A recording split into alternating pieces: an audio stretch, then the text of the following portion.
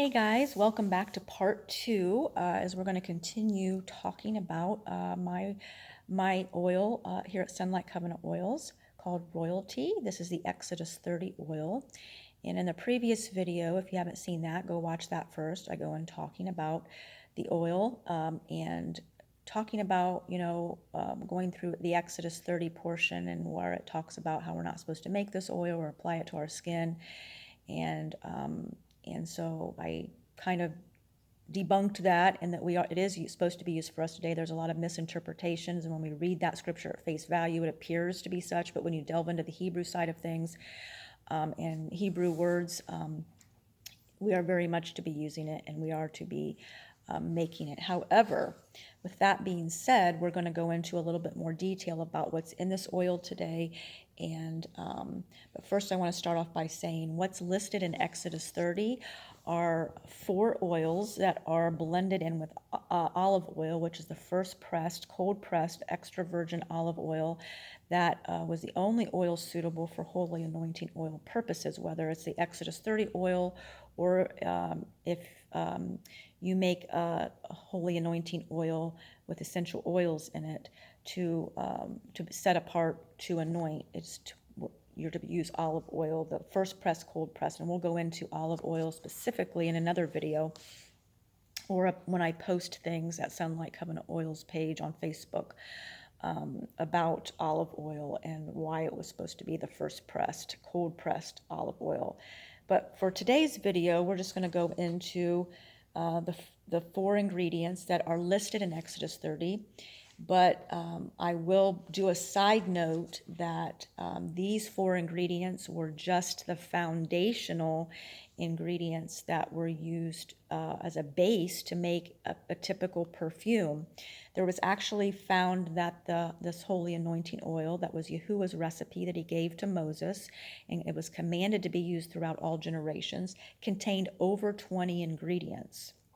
However, this recipe was so heavily guarded that they didn't want it to fall into the wrong hands, and I believe it was done on purpose so that you and I cannot have this oil, that Yahuah specific recipe with all these ingredients, because this oil was used not only to set us apart, but to protect us from disease today.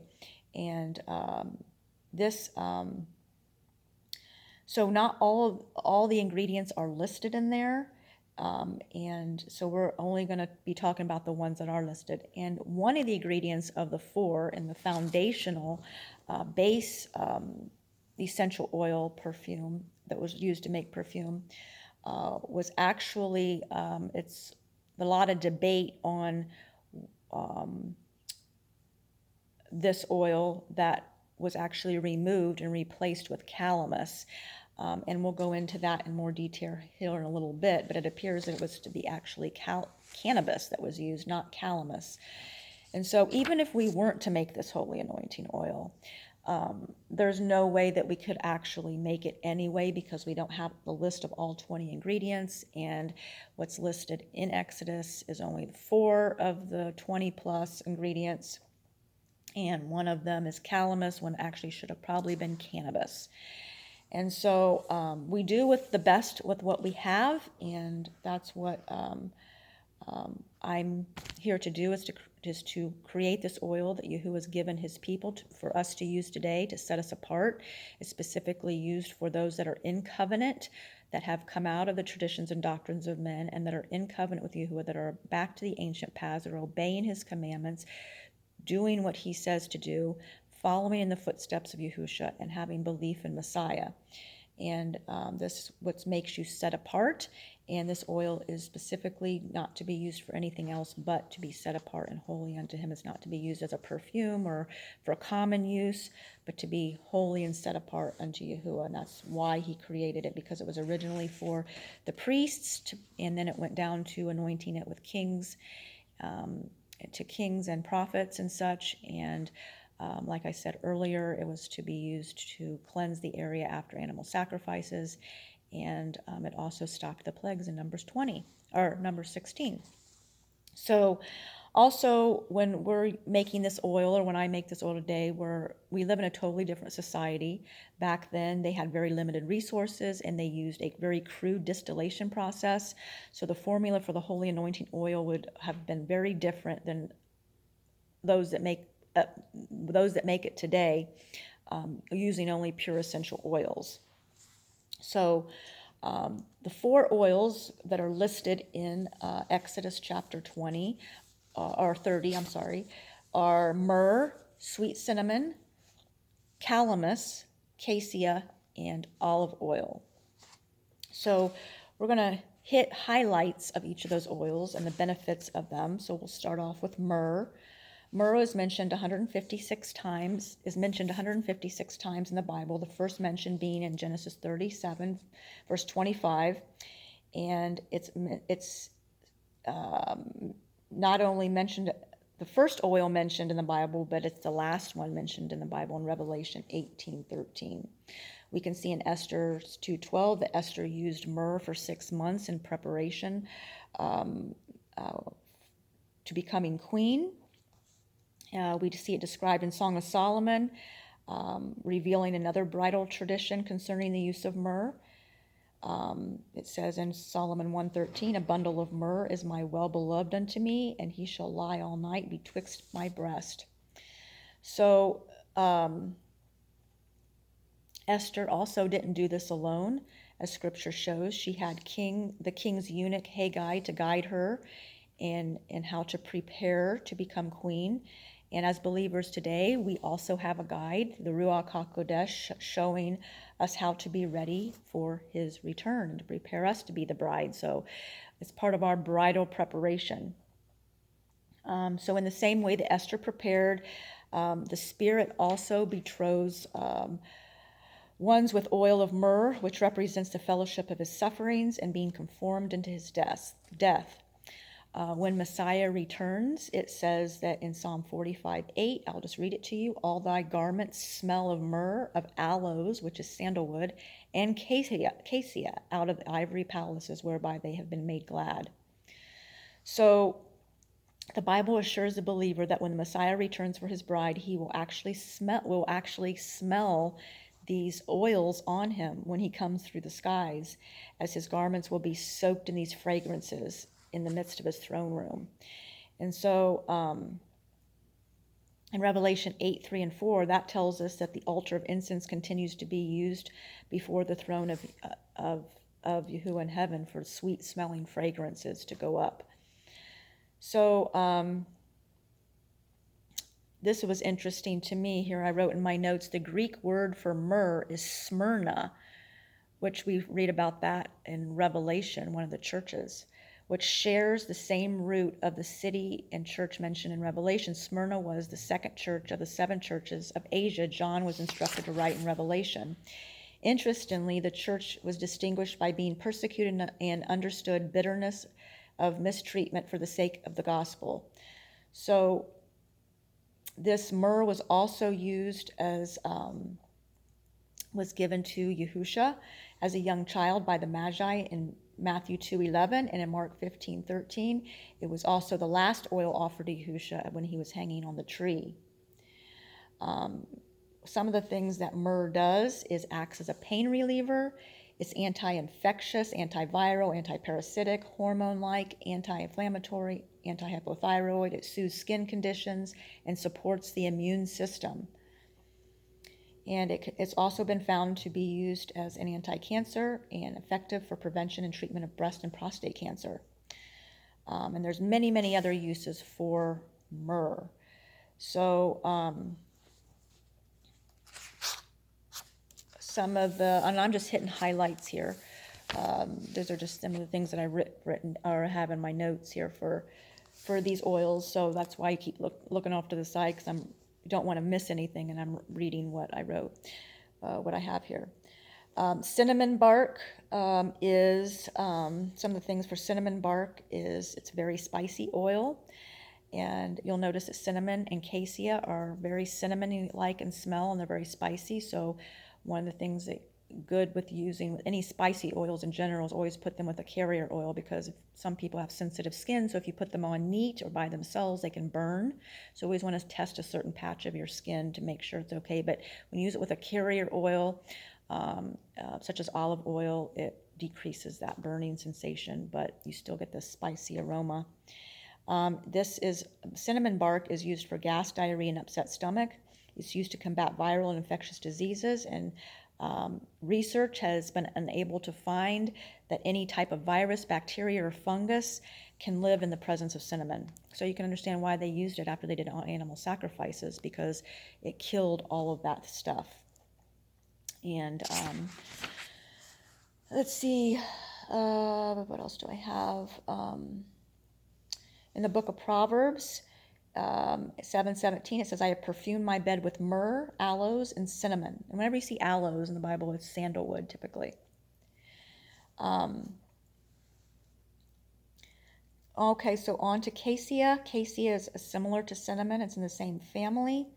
It's extremely effective in fighting bacteria and viruses. Research has revealed that most fungus, viruses, and bacteria cannot sustain themselves in the presence of the therapeutic grade essential oil, and it's probably these oils that protected the Israelites from disease in number 16.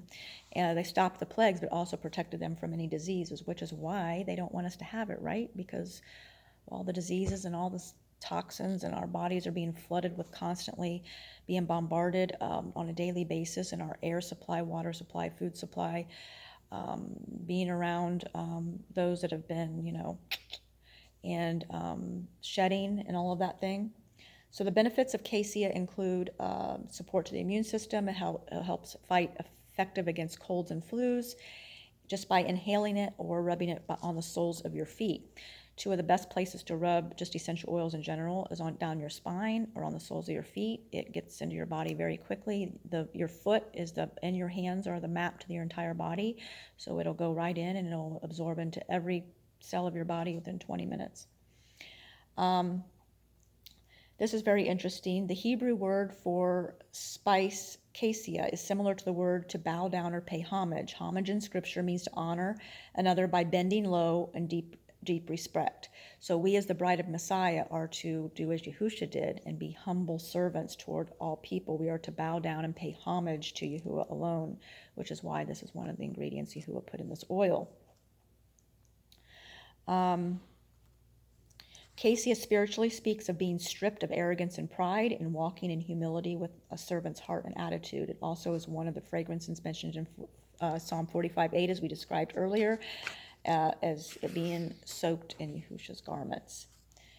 And we see this in John 8:49 and 50, that when Yahushua said, I honor my Father and I seek not my own glory. So Yahushua's life was very humble, a very humble servant. He was considered very lowly and honored the Father in everything that he did. The leaders considered him little account because he was from Nazareth, but his Father glorified him. Okay, and then, so those are the oils that we went through. So we hit myrrh, and we hit cinnamon.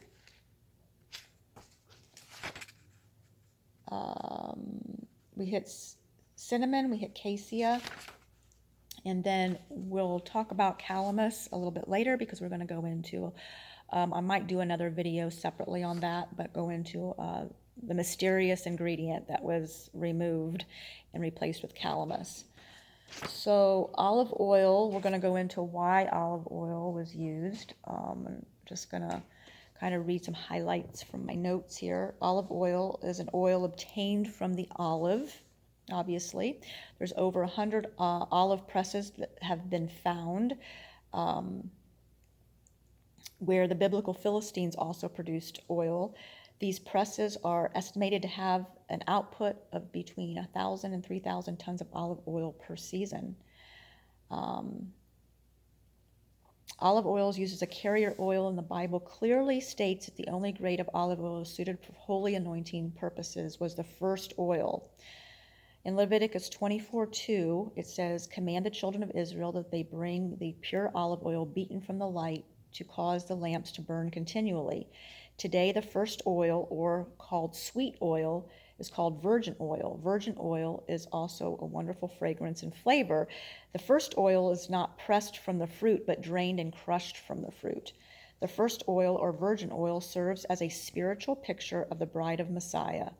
She is the first to come out of Babylon on her own, as we did. We came out of the traditions and doctrines of men, out of Christianity and out of the church and all of those things that go along with that. And we came out on our own, and we were drawn by the Ruach HaKodesh, or the Holy Spirit. The bride has a fragrance the world recognizes as different. So there's a lot of symbology there between why the first press, the first oil of it was used. It was not pressed from the fruit, but drained from the crushed fruit. How many of you have been crushed? Have been going through the crushing and the pressing and the tribulations of your life? There's a purpose and a reason for that, because he's trying to squeeze out the best oil in you, and that we are to have a fragrance that will be set apart from the world. The second oil, or the pressed oil, is inferior, and its fruit is crushed, stamped, and squeezed to get out every last drop of oil. This oil is not acceptable as an offering to the temple. It has no flavor or fragrance. So we're supposed to have a flavor and a fragrance, which is why we are the first fruits. Believers who are sluggish and foolish have to be beaten and to endure fiery trials like the second oil to come out of the world.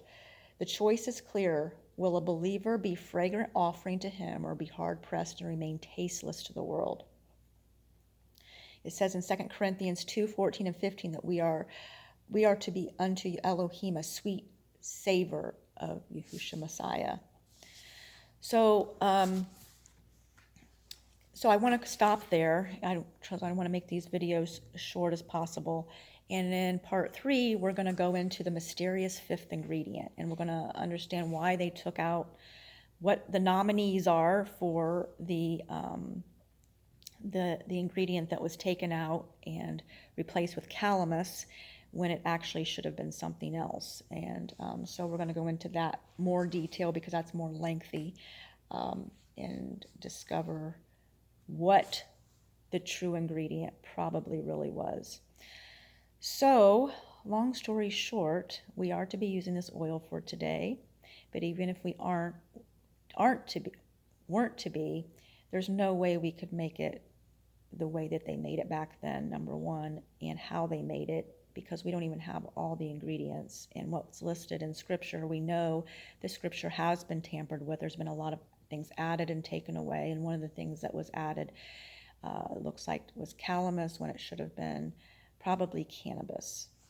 So anyways, we'll go into that in another video. I hope this video was beneficial to you, and stay tuned as we continue to go through the Scriptures and to understand why biblical anointing is to be used for us today, and to be used not only to be set apart, but to be used in worship and praise and worship to Yahuwah, in meditation with Yahuwah and on His Word, and to anoint the sick, to anoint our homes, to anoint our properties. I believe it's very important in these days that we, with things coming up, especially this year, with a lot of chaos that we're seeing happen and taking place, and that we stay armored up with the full armor of Elohim. And one of the tools that He's given us is anointing oil to help protect us and our health, and to fill in the gaps with all this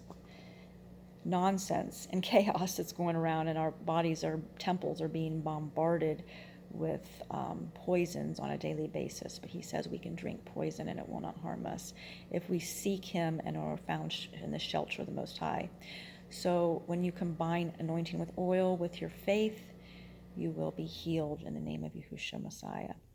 All right, you guys have a great rest of your day. Stay blessed, and as always, shalom.